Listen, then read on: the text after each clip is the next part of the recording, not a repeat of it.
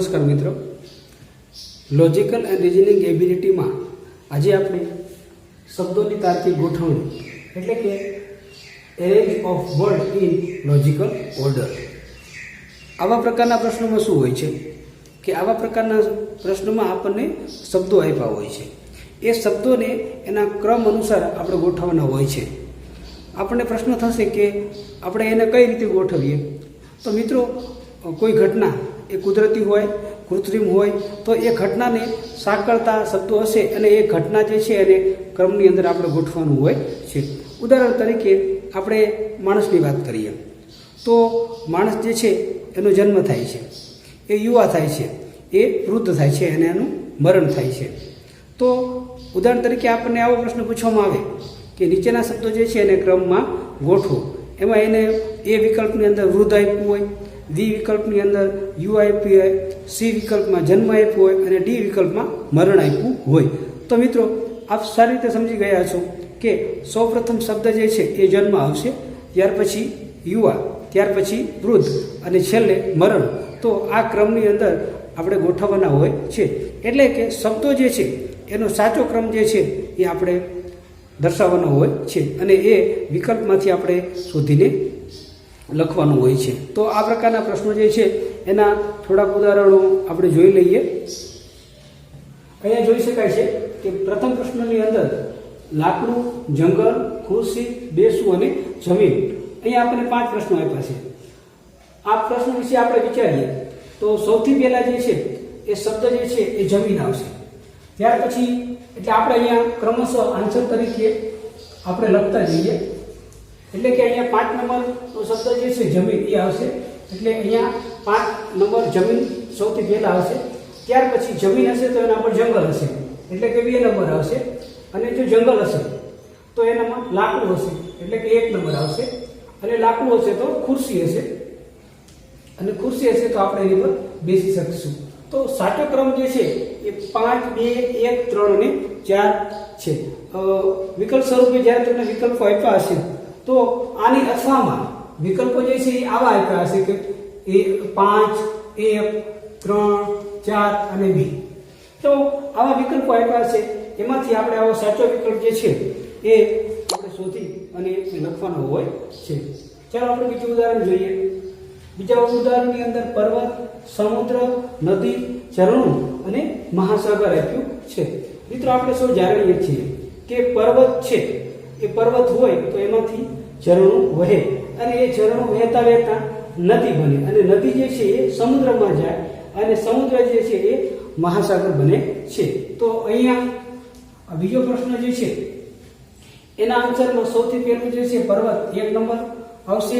ત્યાર પછી 4 નંબર એટલે કે ઝરણું હશે અને ઝરણામાંથી નદી બનશે એટલે 3, નદીમાંથી સમુદ્ર બનશે એટલે 2 અને એમાંથી મહાસાગર બનશે એટલે કે 5. તો આ ક્રમ જે છે એ આ પ્રશ્નનો સાચો ઉત્તર છે. પ્રશ્ન આપણે 3 જોઈએ, એના વિશે આપણે વિચારીએ. અહીંયા ઉંદર, વાઘ, અનાજ, બિલાડી અને આપણને કૂતરું આપ્યું છે. તો મિત્રો, આપણે અહીંયા જોઈએ કે સૌપ્રથમ અનાજ શબ્દ જે છે એ આવશે. જો એ અનાજ હશે તો એને ખાશે કોણ? કે ઉંદર. અને ઉંદર જે છે એ કોનો ખોરાક છે? તો આપણે સૌ જાણીએ છીએ કે એને બિલાડી ખાશે. અને બિલાડી જે છે એ કોનો ખોરાક છે? તો કે કૂતરાનો. અને કૂતરાને કોણ ખાશે? એટલે કે વાઘ ખાશે. એટલે કે આપણે આહાર શૃંખલા જે છે એને અંતર્ગત પ્રશ્ન આપવામાં આવ્યો છે. એટલે સાચો ઉત્તર જો આપણે જોઈએ તો સૌથી પહેલા 3 નંબર આવશે. ત્યાર પછી 1 નંબર ઉંદર એટલે કે અનાજ, ઉંદર, ત્યાર પછી બિલાડી 4, 5 નંબરનો શબ્દ કૂતરું અને છેલ્લે વાઘ જે છે એ 2 નંબર. આ સાચો વિકલ્પ આપણને અહીંયા મળશે. અહીંયા આપણે ચોથો પ્રશ્ન જોઈએ. પ્રશ્ન 4 ની અંદર ઘાસ, મોર, સાપ, દેડકો અને કીટક આપ્યું છે. તો આપણે સારી રીતે જાણીએ છીએ કે સૌપ્રથમ જે છે એ ઘાસ આવશે. એટલે કે 1 નંબરનો પ્રશ્નના જવાબની અંદર પહેલો ક્રમ જે છે 1 નંબર આવશે કે ઘાસ છે એ ઘાસ ઉપર કીટક બેસશે એટલે કે કીટક ખાશે એટલે 5 નંબર આવશે. એ જે કીટક જે છે એને દેડકો ખાશે.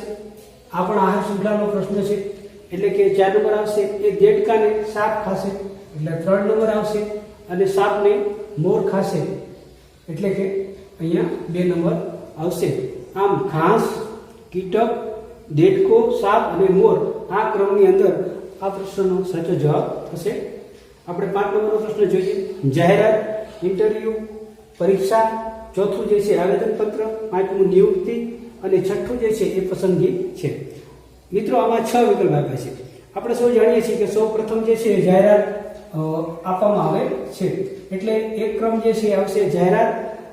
જાહેરાતના આધારે આપણે આવેદનપત્ર ભરીશું એટલે નંબર 4 આવશે કે આવેદનપત્ર ભરીશું. આવેદનપત્રના આધારે એની પરીક્ષા લેવામાં આવશે એટલે કે 3 નંબર આવશે. પરીક્ષા લીધા પછી એનું ઇન્ટરવ્યુ ગોઠવવામાં આવશે એટલે કે 2 નંબર આવશે. અને ઇન્ટરવ્યુ બાદ જે છે એની પસંદગી થશે એટલે કે 6 નંબર આવશે. અને છેલ્લે એ વ્યક્તિની નિયુક્તિ થશે એટલે કે 5 નંબર આવશે. તો આ 5મા પ્રશ્નની અંદર જાહેરાત, ત્યાર પછી જે છે એનું આવેદનપત્ર, પરીક્ષા, પરીક્ષા પછી ઇન્ટરવ્યુ, ઇન્ટરવ્યુ પછી એની પસંદગી અને છેલ્લે એનું નિયુક્તિ થશે. તો આ ક્રમની અંદર એનો જવાબ આપણને મળશે. છઠ્ઠો પ્રશ્ન આપણે જોઈએ.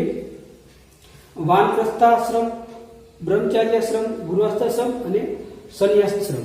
તો માનવ જીવનના જે આશ્રમો જે છે એની વાત કરી છે. તો આપણે સૌ સારી રીતે જાણીએ છીએ કે સૌથી પહેલા જે છે એ બ્રહ્મચાર્યાશ્રમ આવશે એટલે કે 2 નંબર આવશે. ત્યાર પછી જે છે એ ગૃહસ્થાશ્રમ આવશે એટલે કે 3 નંબર આવશે. ત્યાર પછી વાનપ્રસ્થાશ્રમ એટલે કે 1 નંબર આવશે. અને સૌથી છેલ્લે સંન્યાસાશ્રમ એટલે કે 4 નંબર આવશે. તો 2, 3, 1 અને 4 આ ક્રમની અંદર અહીંયા આપણને સાચો જવાબ મળશે. મિત્રો આ પ્રકારના પ્રશ્નો જે છે એ ખૂબ સરળ હોય છે. ફક્ત એના ક્રમની અંદર ગોઠવવાના હોય છે. હું આશા રાખું છું કે આવા પ્રકારના પ્રશ્નો જે છે તેનો જવાબ આપ સરળતાથી આપી શકશો. આ વિડીયો જો આપને સારો લાગ્યો હશે તો એને લાઈક કરો, શેર કરો અને સબસ્ક્રાઈબ કરો. આભાર.